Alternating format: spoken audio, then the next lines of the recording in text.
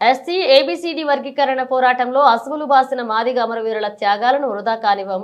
మిడతపల్లి యాకయ్య మాదిగ మహబూబాబాద్ జిల్లా కొత్తగూడ మండలంలో ఈ రోజు గౌరవ పద్మశ్రీ అవార్డు గ్రహీత మందకృష్ణ మాదిగ పిలుపులో భాగంగా కొత్తగూడ మండలం రాంపురం గ్రామంలో మాదిగ అమరవీరుల సంస్మరణ సభ ఎంఆర్పీఎస్ మండల అధ్యక్షులు చింత అనిల్ మాదిగ ఆధ్వర్యంలో ఈ యొక్క సంస్కరణ సభ నిర్వహించడం జరిగింది.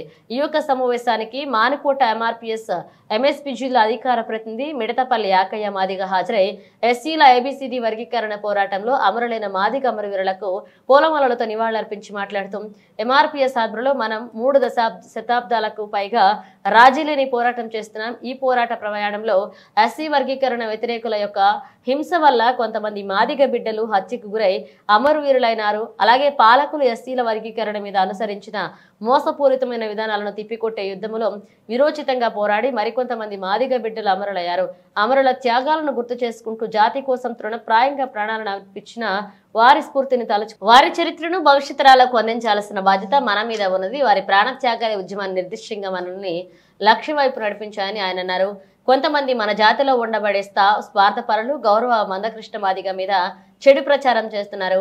ప్రచారం చేసే వ్యక్తులు 30 సంవత్సరాల ఉద్యమ నేపథ్యంలో కృష్ణమాదిగతో ఏ ఒక్కరూ నడవలేదు కాబట్టి కృష్ణమాదిగను విమర్శించే స్థాయి వారికి లేదన్నారు. ఎస్సీల ఏబిసిడి వర్గీకరణ మందకృష్ణ మాదిగతోటే సాధ్యమని, వర్గీకరణ సాధించి మాదిగ అమరులకు అంకితం ఇస్తామని అన్నారు.